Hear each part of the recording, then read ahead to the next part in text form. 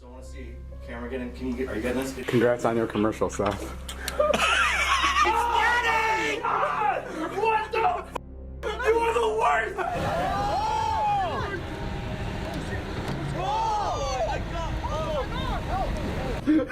Oh my god, I can't look in there. It smells like someone was murdered in here. Dom! What's up, dude? Thanks, David.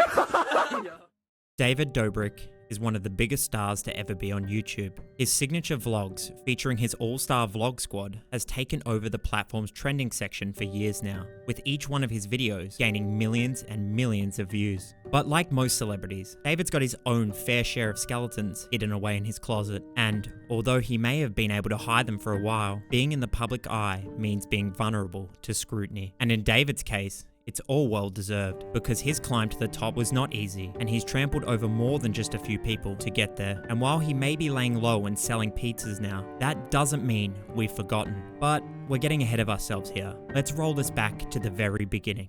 Although David was born on July 23, 1996 in Košice, Slovakia, he moved to the suburb of Vernon Hills in Illinois with his family when he was just 6 years old. And there he went to Vernon High's high school, where he joined the tennis team. He actually got pretty good at the sport, eventually qualifying for the 2014 Boys Tennis State Tournament, where he ended up winning 3rd place in doubles. But despite his natural-born talent for tennis, David didn't want to pursue the sport professionally. In fact, he had other career aspirations in mind, particularly in entertainment and content creation. Not long after he graduated high school, David would pack up his bags and move from the east to the west coast, settling down in Los Angeles. Here, he would start pursuing his dreams of becoming a content creator, starting with Vine. And by the time 2013 rolled around, David had started up his Vine channel and had made it his main project. He worked on his content full time, and it didn't take long for his videos to start gaining some traction. His Vines were usually skits filled with witty jokes and sometimes even a splash of dark humor. And eventually, David got so popular on the platform that he started to collaborate with top influencers like Lisa Koshy, Gabby Hanna, and other members of the future vlog squad. But at the end of the day, Vine wasn't his ultimate goal. So in 2014, David decided to team up with fellow creators like Jake Weber, Jack Guytree, Brendan Lunn, and Cameron Casper, and create a group YouTube channel by the name of Second Class. It seemed like, along with the rest of the guys, David wanted to create a channel that rivaled, or at least got as popular as Our Second Life, aka O2L. O2L was another group channel on YouTube featuring the likes of Connor Fanta, Ricky Dillon, Sam Potoroff, JC Kalen, Trevi Nolan, and Ricardo Orderis, and was one of the most popular channels on the platform at the time of their creation back in 2012. But unfortunately for the Second Class boys, their channel wouldn't be able to reach the same virality, and after uploading just 16 videos, the channel was abandoned and left in the dust, with all the members going their separate ways and creating their own channels. David then made his solo YouTube debut in February of 2015 with his brand new YouTube channel, and unlike the rest of the Second Class, he would be the one out of the 5 of them to gain massive success on the platform. Now, when the channel first started, the growth was slow. In fact, David even revealed in Forbes in 2019 that he had almost contemplated quitting, unsure if he would ever reach success. He was struggling to pay for basic necessities like groceries out in LA, and his future was looking very unclear. But that was when his relationship with content creator Liza Koshy started to become extremely useful. David and Liza had met during their Vine days, and at the time, their friendship turned into a relationship. He saw that Liza was constantly vlogging her everyday activities, and David decided to follow down that route rather than sticking to his usual productions. And that's when David's life really took a turn for the better. For the first few months, he would use clickbait titles and thumbnails to gain attention on his videos, but over time, he gradually became one of the most watched lifestyle YouTubers on the platform. With the help of his vlog squad, which consisted of former Viners turned YouTubers like Jason Nash, Scotty Sire, Dominica Ziglatis, Karina Koff, Jeff Wittek, and Joseph Francis, just to name a few. David soon skyrocketed into internet fame. Their fast-paced lifestyle content showcased what it was like to live fast, lavish, and young in Los Angeles, and they soon built up a dedicated, loyal community of fans that would return for every new upload. David stuck to a very strict schedule, uploading 3 videos a week for the first few years of his YouTube career, and eventually he got to the point where each video that he would upload would become an instant hit. And now he has over 17.7 million subscribers on the same channel he started back in 2015, with over 7 billion total channel views. But all of this success didn't come without sacrifice, usually on the part of those around him rather than David himself. Over the years, David has been caught up in more than a few controversies that he's attempted to sweep under the rug. And it may be why he's gone low-key, stepping away from YouTube to pursue other ventures, rather than facing the potential backlash head-on. But who are we really talking about here? Who suffered at the hands of this internet star? Who really was the victims of David Dobrik? In 2017, an insider report was published that gave the public their first glimpse at what the Vlog Squad was like behind closed doors. In the report, it was revealed that a former fan of David Dobrik had been subjected to sexual misconduct at the hands of Vlog Squad member Dominicus, otherwise known as Dirty Dom or Dom Dirty, or just Dom for short. Back then, David had posted a story on his Snapchat asking for girls that were over 18 to be extras in one of his videos. One unfortunate lady and her friends responded and were eventually given the address to Dom's apartment. The fan provided evidence in the form of a video, and in it you can clearly see her being backed into a corner by Dom. And then when she was trapped, he proceeded to hump her body while she was fully clothed. On the sidelines, David did nothing to intervene, and as you'll find going forward, this will be a common trend, and instead filmed it for his own channel and content. After a while, David did step in, asking Dom to stop before pulling him off of her, but it was clear from the moment they made contact that the girl was already uncomfortable. The fan expressed that at the time, they only volunteered as she wanted to meet David, but everything escalated way too quickly. And this was just the first of a long list of victims that David would find himself a part of creating. Although looking back, this was a clear warning sign about problematic behavior. There wasn't too much backlash regarding this incident at the time, but soon, David's true self would come to light as more victims began to tell their stories. Some of them even come from the mouths of his own so-called best friends, the Vlog Squad. One such member was Seth Francois. Seth was a regular member of the Vlog Squad, constantly making appearances in David's videos. He was a central part of the vlog upload on June 15, 2017. The since deleted video was called "He Thought He Was Kissing Her, Super Cringy," and featured Seth kissing another Vlog Squad member, Jason Nash. The video got over 10 million views before it was removed, and still remains one of David's most talked about videos, but not for a good reason. To the viewers and to David, this was nothing more than a funny prank. But Seth was highly uncomfortable about the situation. He had initially been told that he would be kissing Karina Koff, a female Vlog Squad member and model. When he was informed of the video's concept, and had he known that he would be with another guy, he would have declined. But no one told him he was actually kissing Jason until after everything had already gone down, and Seth had no idea at the time of the act. It's not clear whether or not Seth confronted David about the situation off camera,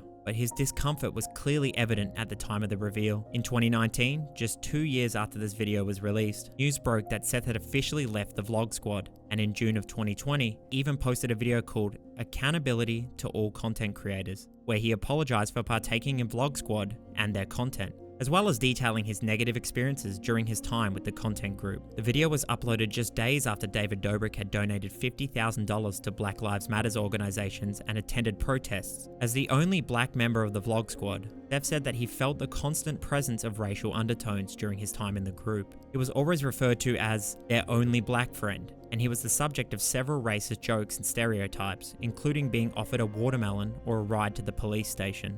The members of the Vlog Squad even joked about doing blackface for him. In this video, he apologized for not speaking up about these issues and made a call to action to other content creators to take accountability for their mistakes and address their wrongs. Seth's video did receive a bit of backlash, with some former fans calling him a hypocrite for blaming others for actions he used to also do. A few months later in 2021, Seth was a guest on the H3 podcast run by H3H3 Productions. In this episode, Seth openly talked about how traumatized the entire experience made him. He said that he was touched by someone that he did not consent to, describing the entire incident as sexual assault. Hearing Seth's perspective, many fans begin to rethink the video and change their stance on how they originally thought. What was meant to be a harmless prank had turned out to be severely damaging for a real person's mental well-being. And this was the first of many of David's friends to turn their back on him. It seemed like David's friendships clearly weren't as perfect as portrayed on screen, because in 2022, former Vlog Squad member Jeff Wittek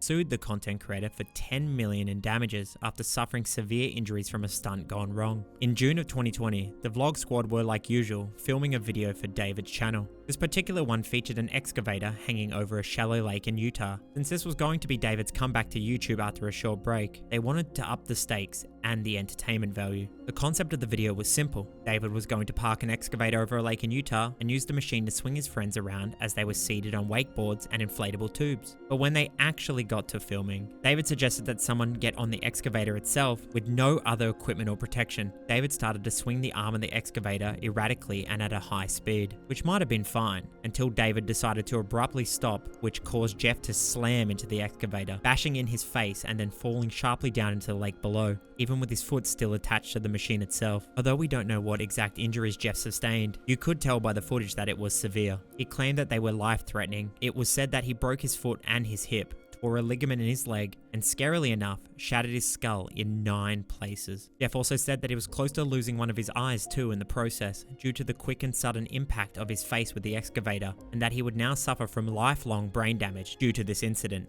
Due to these injuries, in the lawsuit, Jeff said that David was responsible for his extensive hospital bills, as well as his loss of earning capacity and wages, and the official reasons for suing are general negligence and intentional tort. Jeff has also documented his experience with the accident and his recovery process in his multi-part series on his YouTube channel called Don't Try This at Home. But none of these come even remotely close to that of Hannah's.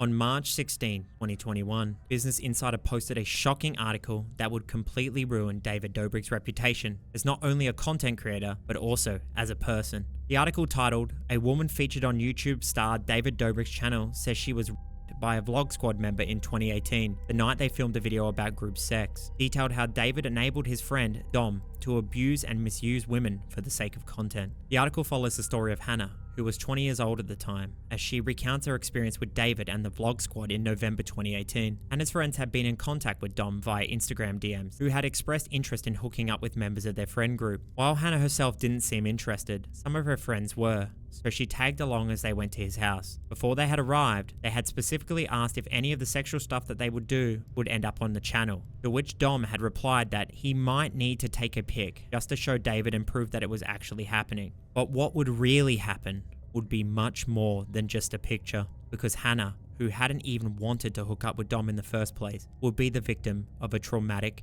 disturbing experience that would leave her scarred for the rest of her life. In the since deleted vlog of that night, Dom says that he invited 4 girls over to have a fivesome at his house. The next shot is of the girls walking in, making their introductions, and having their first interactions with other people in the house. The video then shows them talking with Vlog Squad members like Jason Nash and Jeff Wittek. When Hannah talked about this experience with Insider, she said that there were several comments that were made that made her feel very uncomfortable, and that the moment she stepped inside the room, a camera was shoved in her face, piling on the pressure to perform. But then, things got even worse. Hannah and her other friend Sarah had just accompanied their friends to the house and had no intentions of sleeping with Dom, but they all felt immense pressure by Dom and the Vlog Squad members to just roll with it, with Dom even pulling Hannah into his lap without her consent, even though she was clearly hesitant and uncomfortable. He even offered her $10,000 a week to be his Instagram girlfriend, which she obviously declined. In the article, Hannah says that she felt like it was an environment where saying no just wasn't an option, with Vlog Squad members even saying verbally that they had to be fun and sexy. The girls were even given alcohol by the YouTubers, even though all of them were underage at the time. After a bit of talking with the rest of the Vlog Squad and the others in the house, the video quickly escalates to Dom taking a couple of the girls into another room in the vlog. Dom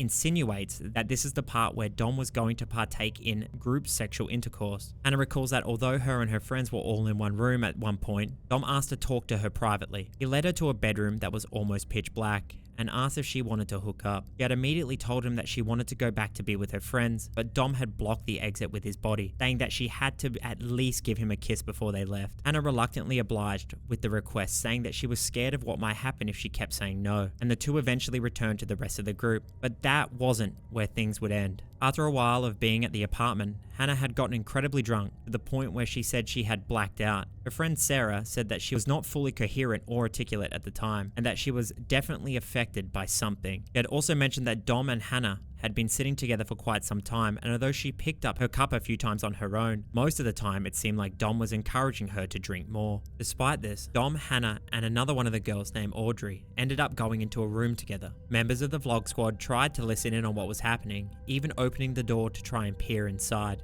The whole time, David had his camera in hand, ready to record with intentions of putting it into his vlog. They did this until Dom eventually locked the door when things escalated to actual intimacy. When everything was over, Audrey and Dom exited the room together. After there were no signs of Hannah, Sarah entered the room and was terrified to find Hannah limp on the bed. It was clear that she was disorientated, tugging on her ear and asking where her earrings were, seemingly not knowing what was happening at all. She couldn't even put her own clothes on. Sarah would then stay with Hannah, but Hannah would eventually pass out on the bathroom floor of Dom's apartment and had to force herself to vomit to feel better. Hannah told Insider that she didn't remember having sex with Dom that night. Her friend Audrey had said that Dom was performing multiple sexual acts on her, even though she was at the point of almost passing out. So upon noticing this, Audrey took over to try and keep Dom away from her friends. As Hannah's friends tried to help her out of the apartment, the girls recalled David and the members of the vlog squad driving away in their Tesla right as they were dragging Hannah's limp body down to their own car. The vlog was posted a few days later, and Hannah's trauma grew. There were hundreds of thousands of people who had seen that video, some of them even texting her and congratulating her for being a part of the David Dobrik vlog, but none of them knew what she had actually went through that night. She texted Dom a lengthy paragraph explaining her feelings and her discomfort with the whole situation, asking for the video to be removed as she had felt taken advantage of, and that the vlog was poor reflection of her character. Despite the lengthy paragraph, Dom only replied with a one-liner which said, "I respect your wishes, the video is down." Naturally, this situation came with severe backlash, not just against Dom, but David as well, since he was completely fine with the situation unraveling at the time, even egging it on to try and get footage for his own videos. Hannah said, "I was exploited for content and stripped of autonomy and a voice," which seems to be a common pattern when it comes to David and his pursuit of internet fame. And while he may be laying low now, dabbling in business in an attempt to ride out his long list of controversies and trail of victims, one thing is clear: David Dobrik is a man only loyal to views. Friends close to him have been whittled down to nothing more than clickbait titles, and it seems like people are disposable to him the moment the next video goes live. The stories of David's victims are not just tragedies, they're wake-up calls to the dangers of letting content creators believe they are gods.